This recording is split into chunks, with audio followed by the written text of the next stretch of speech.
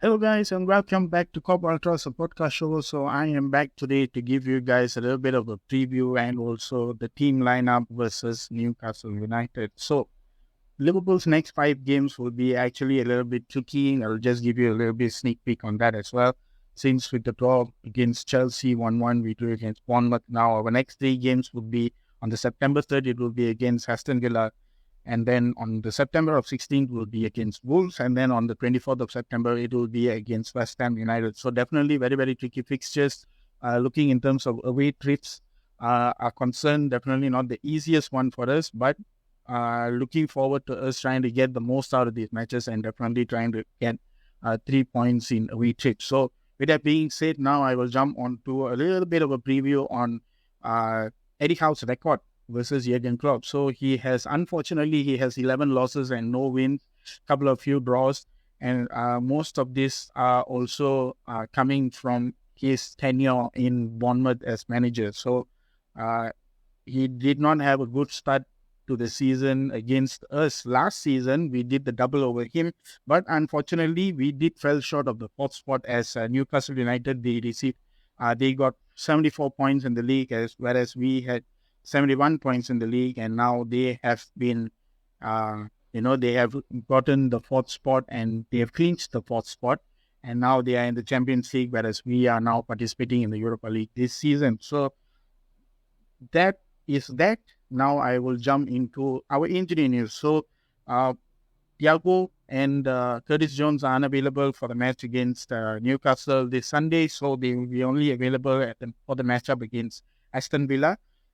Another major news that Jurgen Klopp has, gave out to the press a few days ago was that Ibu Konate will not be available for Newcastle United. So definitely a major injury blow for us. He does have a muscle injury.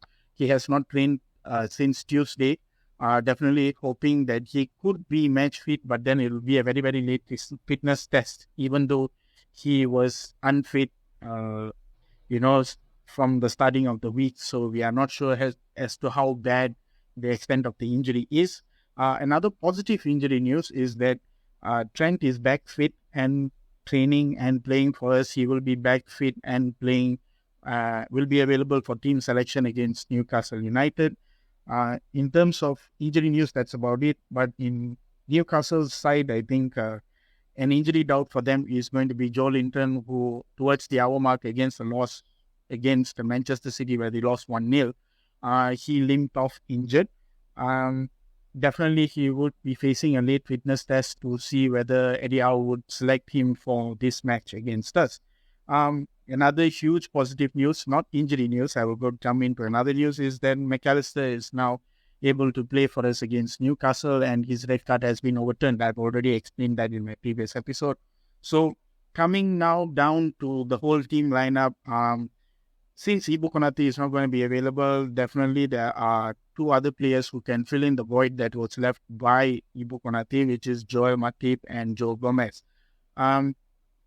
Everyone has their own pros and cons, but I would give my selection to Joe Gomez. So in terms of the team lineup, this is my first team lineup that I have done.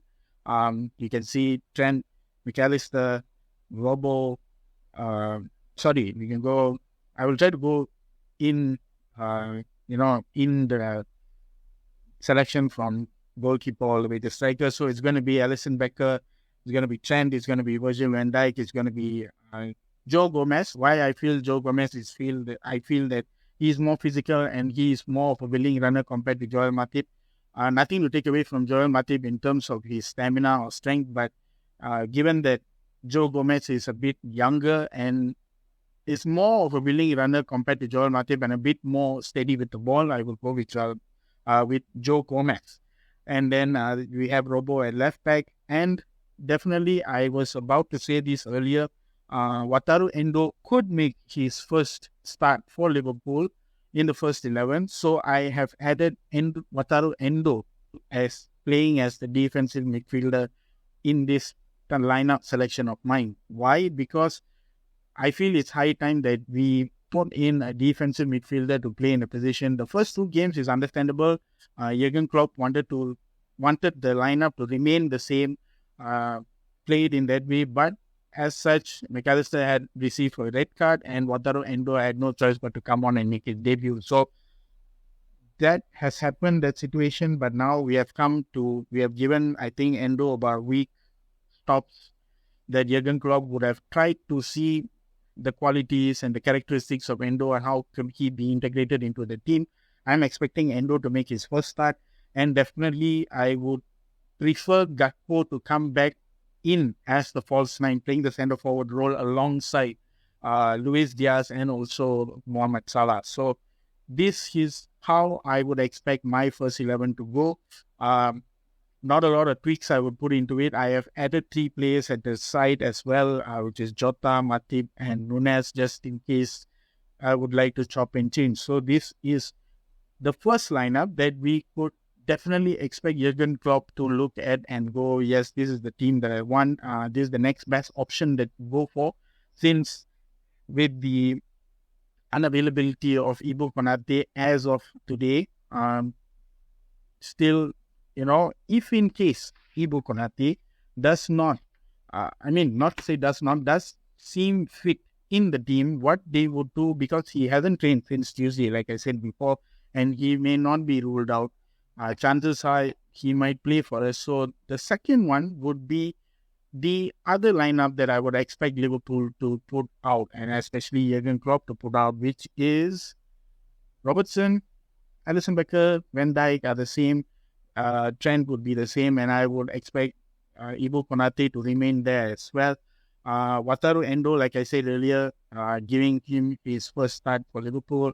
And I would expect Alexis McAllister to actually play the number 8 role for us finally, because I felt that a lot of his creativity and passing were held back because of the whole formation and because of the whole unavailability of players and us getting players late in the transfer window and all that.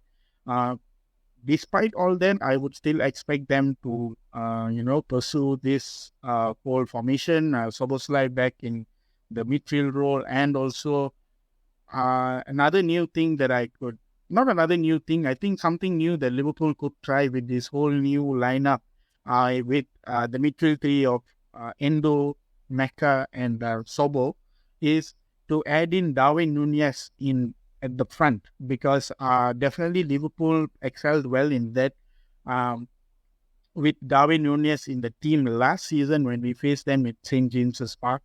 I am hoping that if the opportunity presents itself, maybe Jurgen Klopp would opt to put Darwin Nunez instead of Cody Gakpo, but I would still prefer Cody Gakpo to play as well. But maybe in the second half you could see Jurgen Klopp maybe switching the whole team and saying, why not?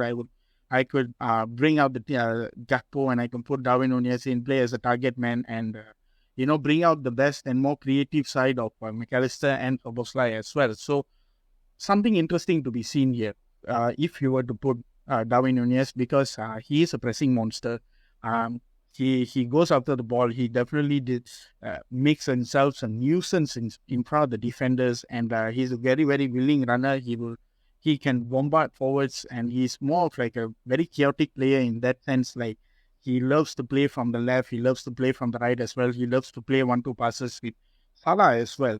So a lot of these kind of characteristics are what Jurgen Klopp can be able to utilize with the physical defenders like Paul Dummett and Dan Burn of Newcastle United. So this second lineup is how it would be. The front 3 would be Diaz, Nunez, and Salah, and we would have Jota being replaced by Darwin Nunez. If there is also another possibility as well that the whole front 3 would remain the same as how the last 2 games were, whereby Jota still remains in the team, and Cody Gakpo and Darwin Nunez could be on the bench as well. So you never know. There's always a lot of if, buts, and maybes, and a lot of probabilities in terms of the lineup selection. But in my opinion, I feel that these 2 lineups that I have shown you guys are the perfect lineups that would make sense to me facing Newcastle this season, because we do know Newcastle have a lot of depth in midfield, especially with the addition of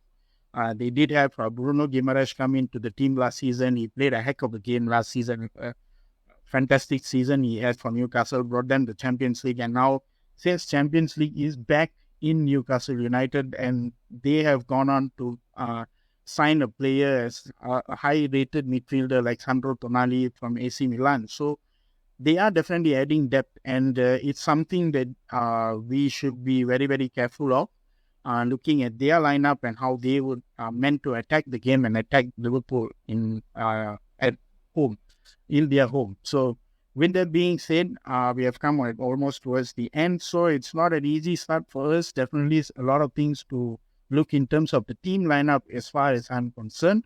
But we did get a win against them. We did do the double against them last season. I'm hoping that we would do it again this season.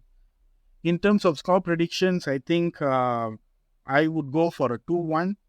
Definitely not a 3-1, but I would definitely go for a 2-1. Not hoping for a Nick Pope red card again. I think that was a whole mishap that happened last season with Newcastle and their goalkeeper. But I'm expecting a very, very interesting, a very, very mouth-watering matchup, and a very, very a matchup, a match that can give us a lot of heart attacks, because I am not trying to give it up the fact that also that we still need to sort out defense. The whole system needs to work with the integration of Trent as being the inverted right back and so on and so forth.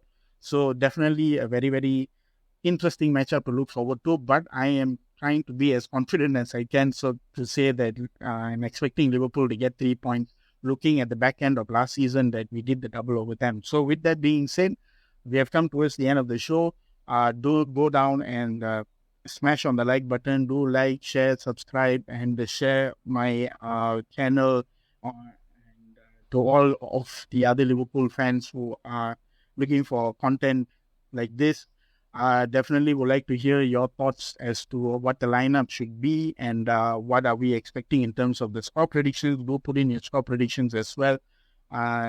Give me your thoughts on who would make the starting lineup, who would make the bench, who would be in front of us in attack as playing as a centre forward. Would it be Gakpo, Jota, or Nunez? So with all those kind of things, do post it on the comment section. I'll be posting this on TikTok as well. You guys can head on over there and also follow me there. Do like, share, subscribe, everything. Just do everything. All the love is all I need right now. So with that being said, thank you so much for your time. Hope to see you guys soon. You'll never walk alone. Hoping Liverpool will win this game. And so on. Take care, guys. See you.